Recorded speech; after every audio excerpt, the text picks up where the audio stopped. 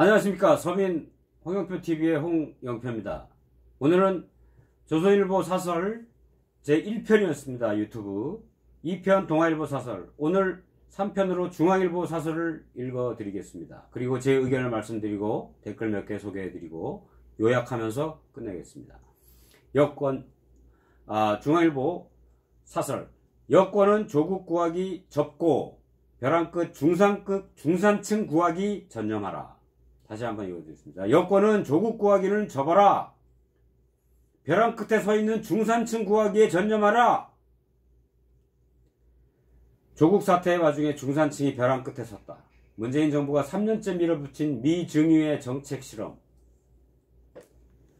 소득주도 성장, 소주성이라 그러죠. 검증되지도 않고 경제계에 있지도 않은, 세계 어느 나라도 실시하지 않은 좌파들의 그저 이상이었을 뿐, 소득주도 성장, 소주성이 직격탄을 맞으면서다 질 좋은 제조업 일자리가 사라지고 있고, 직장이 있어도 재산세 폭탄, 사회보험 같은 준조세 부담이 늘면서 중산층의 삶을 짓누르고 있다. 중산층은 경제학적으로 일관된 정의가 없다.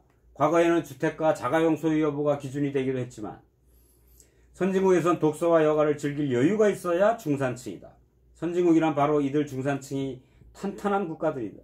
중산층이 많을수록 국민 삶이 풍요로워지고 빈곤층이 줄어들어 결국 나라가 부강해지기 때문이다. 이런 이유에서 경제협력개발기구 OECD는 정량적 기준까지 제시하며 중산층의 추이를 주시한다. 이에 따르면 중산층은 중위소득의 50% 초과 150% 이하에 분포된 소득 계층을 말한다. 중위소득이란 모든 가구를 소득 수준으로 이렇게 세웠을 때 정확히 중앙에 위치하는 가구의 소득이다. 올해 한국의 중위소득은 4인 가구 기준 월 461만원입니다. 월 461만원이 우리나라 전 가구의 딱 중앙에 있는 소득이라고 합니다. 461만원. 230에서 690만원을 벌어들이면 중산층이라는 얘기입니다. OECD 기준으로. 이 기준에 따르면, 그러니까 제가 230만원에서 690만원을 월 벌어들이는 가구당, 4인 가구 기준, 가구당 그만큼을 벌어들이면 중산층이라는 얘기죠. 여러분, 월 230에서 690 사이 벌어들이고 계십니까? 그러면 중산층이십니다. 그 이하를 벌고 계십니까? 서민층이십니다. 그 이상을 벌고 계십니까? 월 690만원 이상 벌고 계십니까? 아주 많이 벌고 계십니다. 이 기준에 따르면 2분기 이상 기준으로 중산층 비중은 사상 최저 수준으로 떨어졌다고 합니다. 2015년에 67.9%에서 2016년에 66.2%, 2017년에 63.8%, 2018년에 60.2%, 2019년 드디어 60% 이하로 떨어진 58.3%로 떨어졌습니다. 5년 전에 70% 가까이 육박했던 중산층의 비중이 50%대로 떨어졌습니다. 이거는 비상상황이라고 밖에 말할 수 없습니다. 숫자는 거짓말을 하지 않습니다. 중산층의 감소는 우리 경제가 쪼그라든다는 뜻입니다. 그 더 큰 문제는 미래가 더욱 암울하다는 점이다. 지난해 2%대로 주저앉았던 경제성장률은 올해 2% 달성조차 불투명해졌고, 사실 불투명해졌죠. 이 추세는 내년에도 계속될 전망이다. 동의합니다. 중산층의 붕괴는 수출, 생산, 투자, 고용, 소득 등 주요 지표에 온통 빨간불이 켜진 한국 경제의 자화상일 뿐이다. 그래도 문 대통령은 우리 경제가 올바른 방향으로 가고 있다고 합니다. 참 말이 안 되는 얘기죠. 한마디로 서민으로서 논평할 가치도 없습니다. 중산층은 신음하고 있습니다. 세금으로 만든 노인 알바를 빼면 30, 40 세대가 중산층이 되는데 필요한 일자리는 말라가고, 성장률 정체로 가계소득은 제자리 걸음이고, 50, 60 세대도 나을 건 없습니다. 집값 안정 대책이라지만 급격한 공시지가 현실화 정책에 따라 올해 집 한 채 가진 중산층 상당수도 재산세 폭탄을 맞게 됐습니다. 재산세가 30% 이상 뛴 곳이 서울에만 30만 가구에 육박한다고 합니다. 복지 포퓰리즘의 청구서도 중산층을 괴롭히고 있습니다.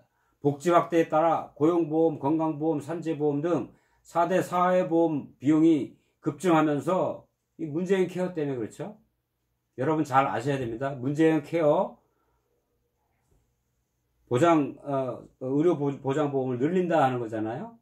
MRI도 의료보험 되고 모두 되고 당장 저희가 내는 돈은 적죠. 근데 그건 나중에 다 나라 빚으로 저희 자식 세대에 그대로 물려갑니다. 저희 자식 세대들이 그만큼 내야 되고 지금도 저희들이 이제 조금씩 더 내야 돼요. 그 조금씩 더 내는 4대 사회보험 비중이 급증을 합니다.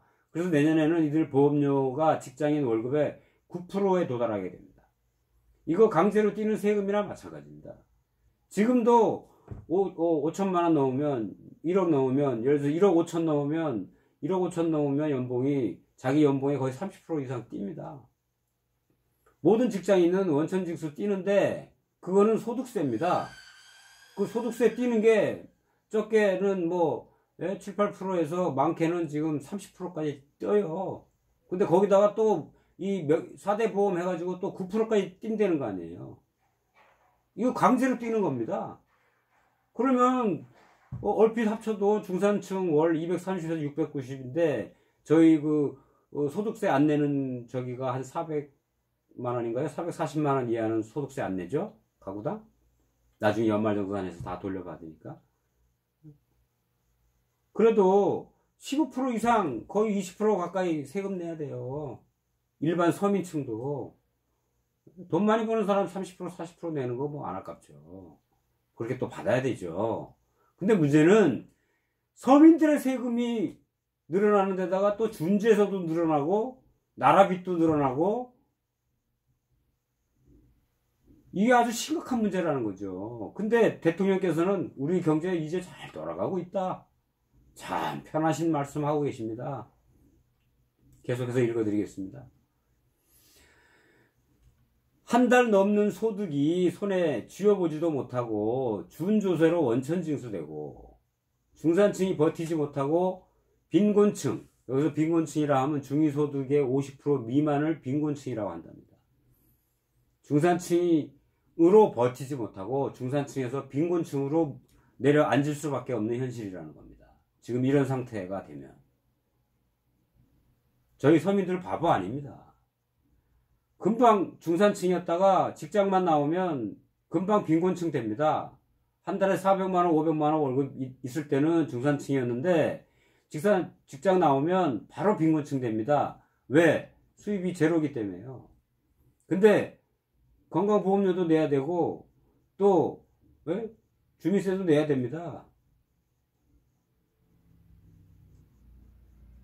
이것저것 뭐 거래할 때 부가가치세도 내야 되고 수입은 제로인데 계속 세금 내야 됩니다. 중산층에서 빈곤층 떨어지는 것도 아쉬운데 내야 될 세금은 왜 이렇게 많은지 모르겠어요. 결론 냈습니다. 하지만 이 정부와 여권은 개혁엔 몸살이 따른다며 한가롭게 철지난 2년 정책을 아직도 실험하고 있습니다. 소득 주도 성장. 이거 전 세계 어느 나라에서 쓰지도 않는 정책이랍니다. 저는 서민이라 잘 모르겠는데 써서 성공한 나라도 없답니다. 뭐 임금 많이 올려줘서 그 다음에 주 52시간만 일해라. 나라에서 강제하고 이게 무슨 뭐 자유민주주의 국가입니까? 사회주의 국가 중국이나 공산주의 국가 같은 데서나 나라에서 전체적으로 몇 시간만 일해. 이렇게 얘기하죠. 어디 자유민주주의 국가에서 어떻게 전국이 지역별로든 뭐 산업별로든 직종별로든 뭐 회사별로든 뭐 이렇게 52시간이면 52시간 뭐 최저임금이면 최저임금.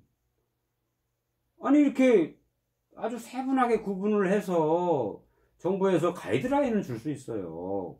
권장사항으로. 근데 그걸 갖다가 그런 것도 없이, 그런 다양함도 없이 민주주의 국가에서 무조건 회기라 해가지고 종업원 몇 명 이상은 최저임금 이만큼 줘.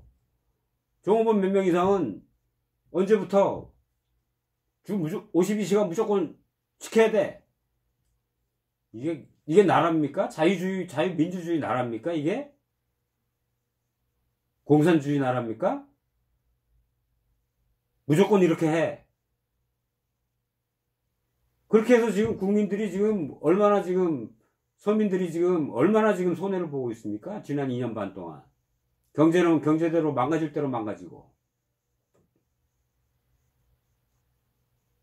순 현장도 모르는 교수 장하성인가 뭔가 나부랭이나 갖다 앉혀놓고 말이죠. 무슨 국민들이 실험 대상입니까? 경제? 왜 서민들을 데리고 경제 실험을 하고 그래요? 세계적으로 검증되지도 않은 소득 주도 성장인가 뭔가. 누구 좋으라고 합니까? 귀족노조 좋으라고 합니까? 귀족노조 그 사람들은 그냥 연봉이 1억 넘어요. 그 회사에서 생산직에 20년 이상 근무했기 때문에 연봉 1억 넘으면 고소득층이에요. 거기다가 또 지난 2년 3년 동안 최저임금을 뭐 15% 20%씩 막 올립니까? 그래서 자영업자들이 어떻게 삽니까? 자영업자는 우리 국민 아닙니까? 서민 아닙니까? 귀족 노조만 지금 정부 여당의 서민입니까?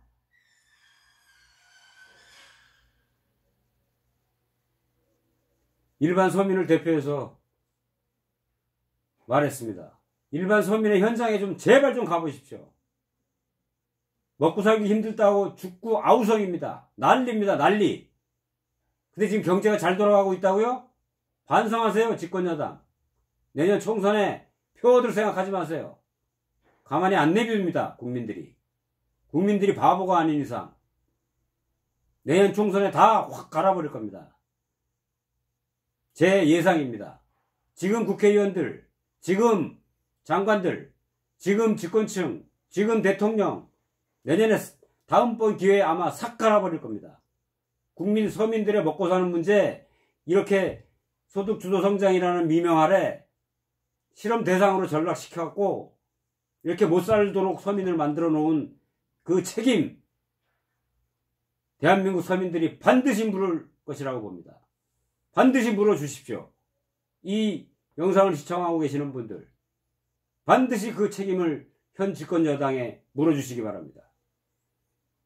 구독과 좋아요 꼭 눌러주시기 바랍니다. 여러분들을 대신하여 시원하게 대한민국 서민의 입장을 대변하겠습니다.